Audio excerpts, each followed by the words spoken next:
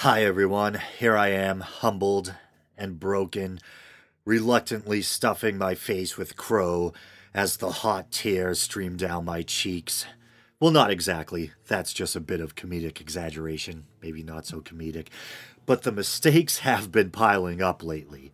I recently apologized for my repeated misuse of the word Surah. I've been noticing some sloppy editing mistakes lately. Not sure how they've been getting by me, but they have. I'm probably just rushing things too much in an attempt to get new content out there. What else? Oh, I recently released that episode entitled Why I Don't Believe in God. I was actually pretty proud of it. It seemed virtually mistake-free. Then a light dawned on me after the fact, and I realized I used the word quote-unquote cortexes instead of cortices when talking about the evolution of the brain. There is no such word as cortexes. The plural form is cortices, just like the plural of vortex is vortices. I was right about the neocortex having two parts or components, though. The true isocortex and the pro-isocortex. Anyway, now the biggie. So I covered 3 stories last week. Kirk Cameron's controversial statements about marriage, a story involving Scientology leader David Miscavige's father. Autocorrect says David Miscarriage, so let's just go with that. And a story from Patheos about how Iceland had supposedly declared Christianity a public health hazard. Well, guess what? The Iceland story was satirical and I fell for it. So I pulled episode 188, deleted it from both YouTube and Podbean, the place where I host my podcast feed. As I think I just mentioned recently, one of my biggest concerns doing this podcast is that I'm going to accidentally put bad information or erroneous facts out there.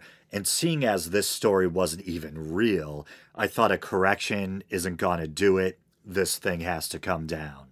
And thanks to my friend the Mad Humanist for alerting me to the fact that something was awry. And in the fashion of some wise old mentor, he didn't come out and say what was wrong with the article or my interpretation of it. He just vaguely prodded me to reinvestigate or look deeper. So if you're not familiar, Patheos is a site that quote-unquote hosts the discussion on faith, or I think that's how they put it. They have different channels for different faiths, and they also have one for atheism. I made sure to separate atheism there because we atheists know that atheism is not a faith. The atheist channel is host to Hemant Mehta's Friendly Atheist blog.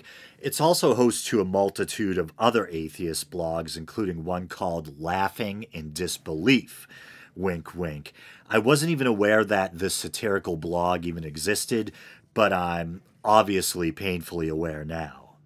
I had gone to the homepage of Patheos' atheist channel looking for interesting stories that I might be able to use on the show, and there on the homepage with a bunch of other articles is one entitled Iceland Declares Christianity a Public Health Hazard or something to that effect.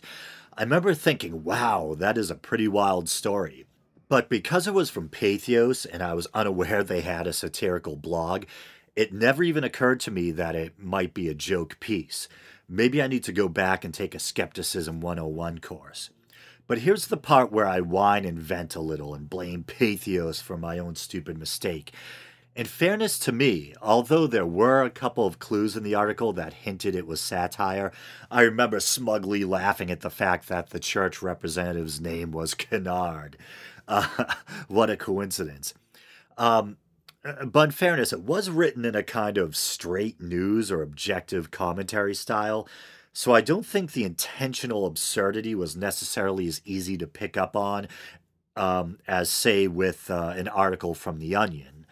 Although, in fairness, people have fallen for Onion articles too, including high-profile figures, members of the press, etc., to their public humiliation. I think another reason why I took the bait was because of Scandinavia's heavily secular reputation. I know technically Iceland isn't geographically part of Scandinavia, but it is a Nordic culture. Obviously, if it had said America, the UK, or even Eritrea or someplace had declared Christianity a health hazard, my BS detector would have been blaring.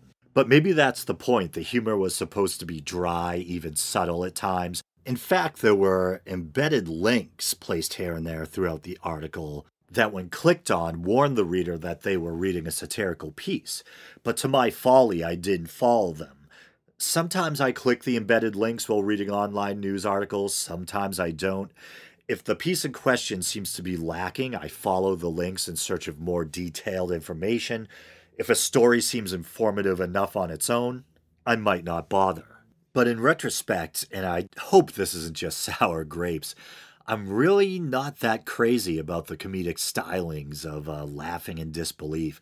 I think I'd rather just read a straightforward news piece, and if I want atheist humor, I'll probably continue to watch a Sci-10 atheist cartoon, or listen to Ricky Gervais, or of course the late great George Carlin. Well, I've learned my lesson, I hope. I guess the takeaway is always try to maintain and apply a healthy and vigilant skepticism. So now that I've taken the episode down, I'm trying to decide whether or not it's even worth trying to salvage the other two segments, the one about Kirk Cameron and marriage and the Scientology story. I could always release them separately as excerpts or something, or maybe I'll just do a Cliff Notes version now, a kind of super concise high-speed recap. And one caveat, when I say high speed, I mean high speed for me. As you guys know, I have kind of this lazy or laid-back personality. But here we go.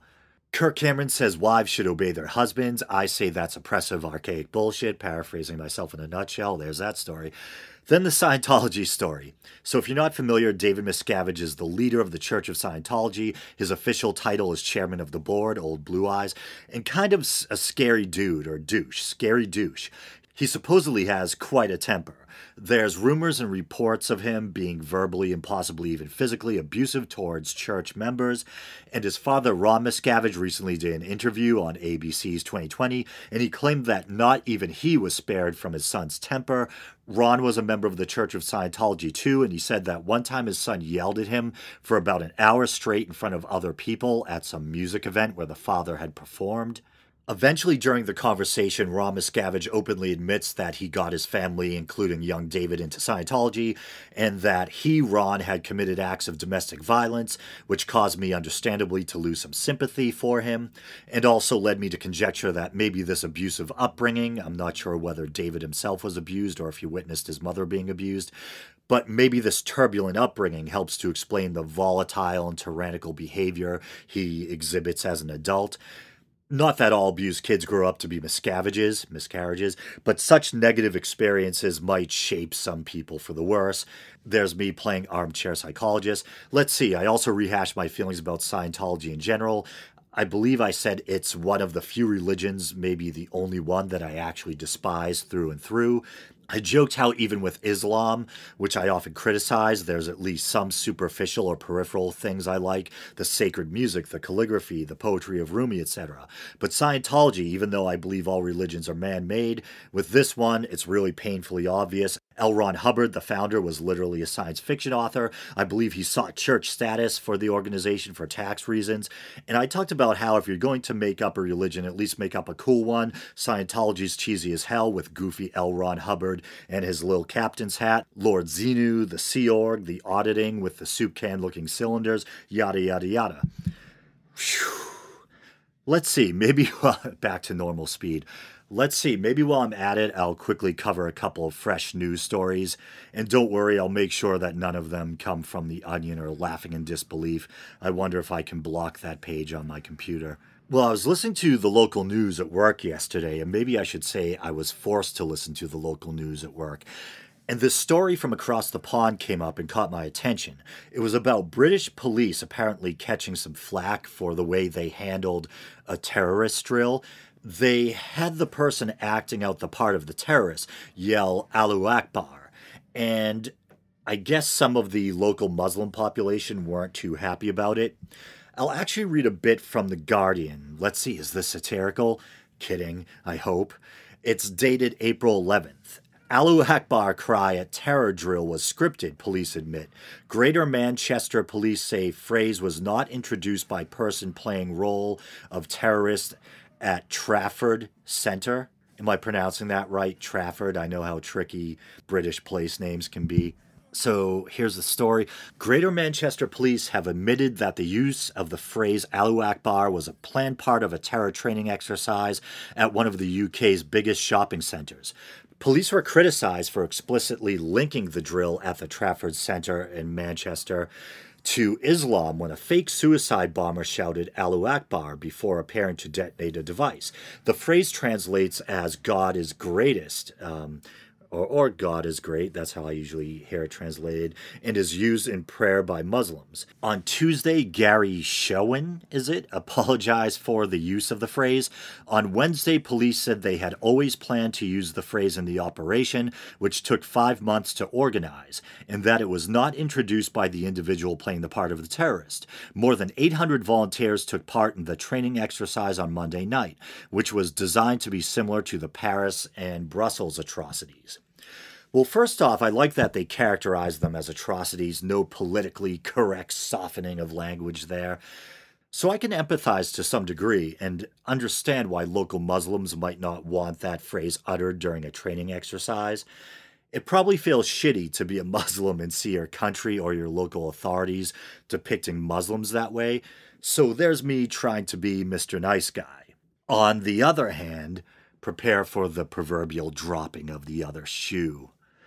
Europe has been experiencing one terrorist attack after another, and if we're gonna get real, not politically correct, but real, these have all been acts of Muslim extremism. Chances are, if you wake up tomorrow morning, turn on the news, and hear a major European city suffered a terrorist attack, you can probably bet dollars to donuts, don't think I ever used that phrase before, that it will be an act of Islamic terrorism or extremism.